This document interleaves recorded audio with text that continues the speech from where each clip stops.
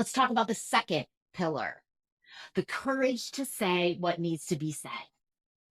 You're a leader and you have a tough message to deliver, or you have constructive feedback to give, or you need a person's behaviors to change or performance to improve.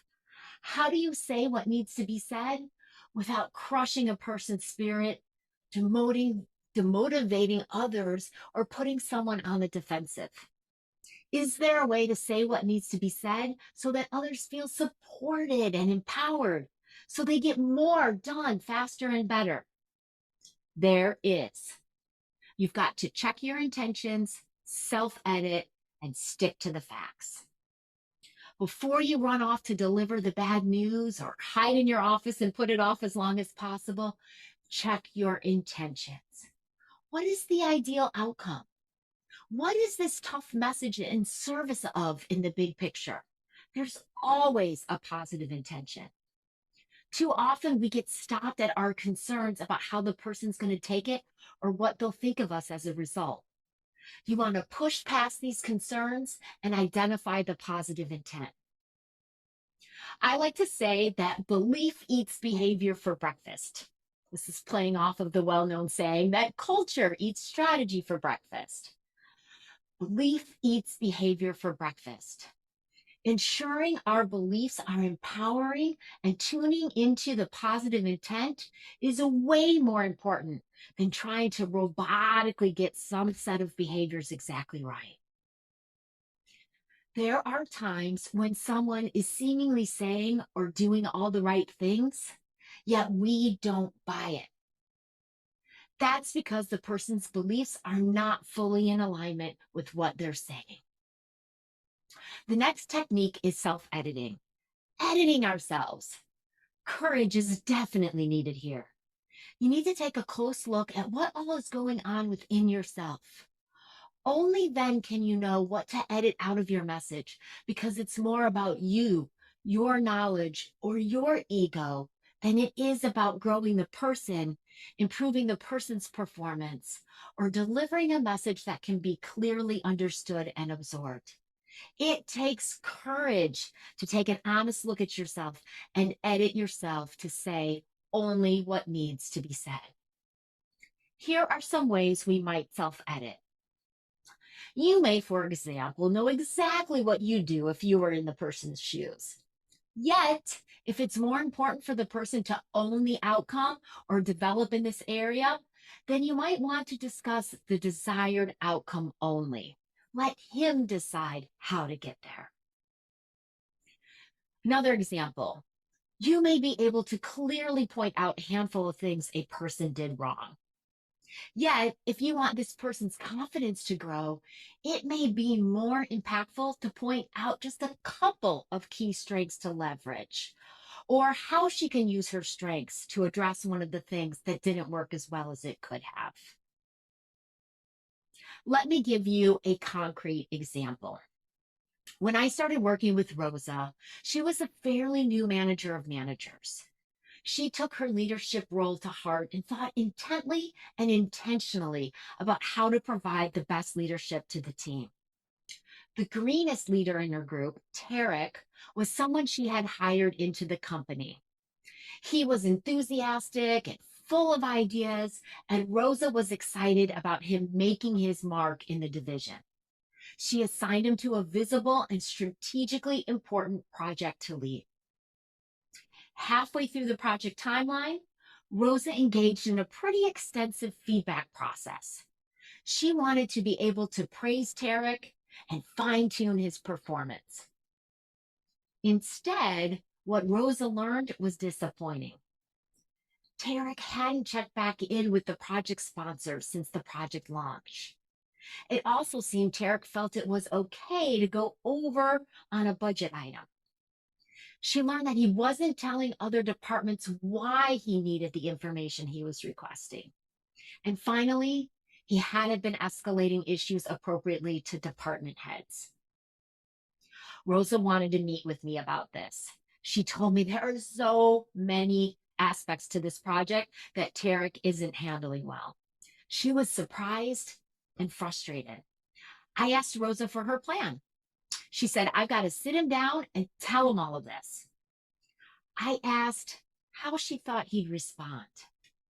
She thought this would devastate him. She was afraid it was going to shake his confidence.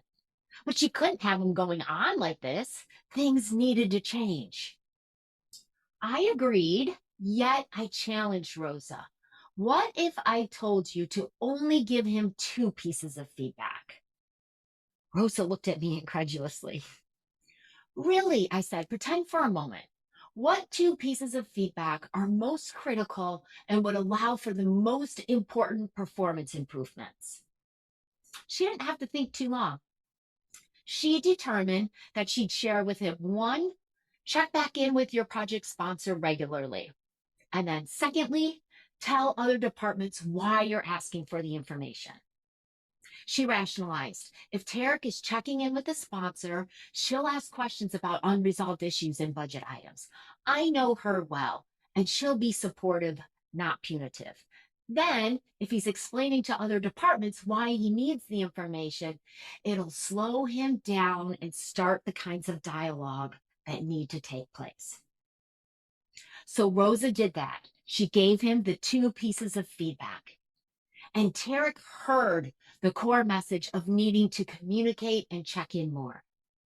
He focused on communication, and the feedback at the end of the project sounded drastically different.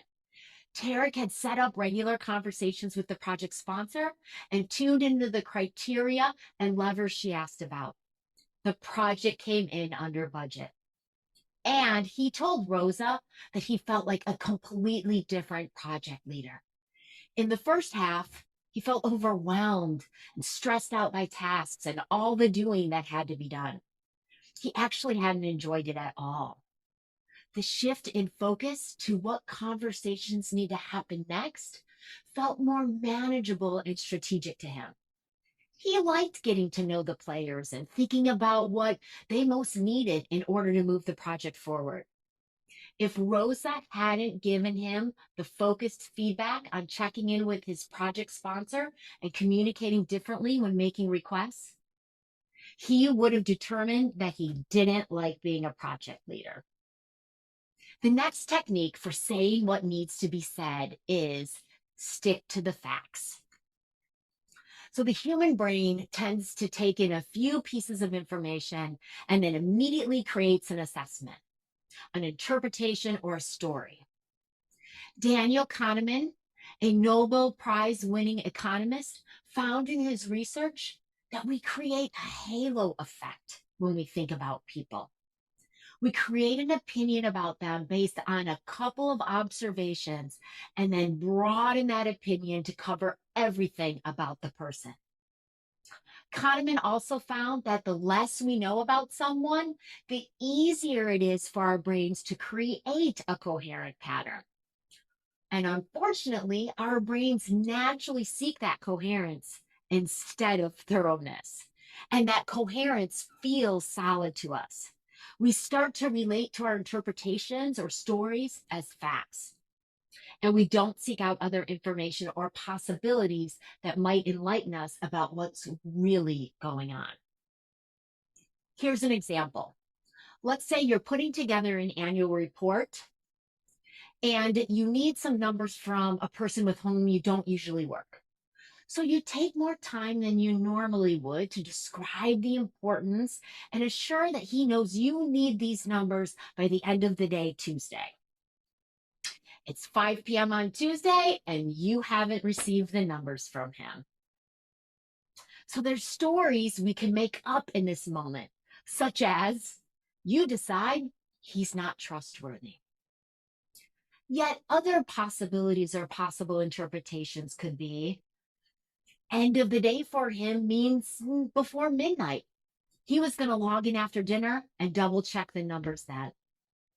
Or someone else didn't get him a number he needed, and he's got the email crafted to you to explain this. You see, we want to catch our brains in the act of making an interpretation and then relating to that interpretation like it's factual. Our minds are going to do this auto-assessing and evaluating all the time. This is what the brain is designed to do. So our job is not to try to stop the process, yet to bring awareness to it so that we don't act on an assumption that we haven't validated. Since we have an emotional reaction after our minds make up a story about what we just saw and heard, we can use our emotions as triggers or signals that we want to check our assumptions. And then we can stick to the facts. So, to support us to say what needs to be said and to do so effectively, check your intentions, self edit, and stick to the facts.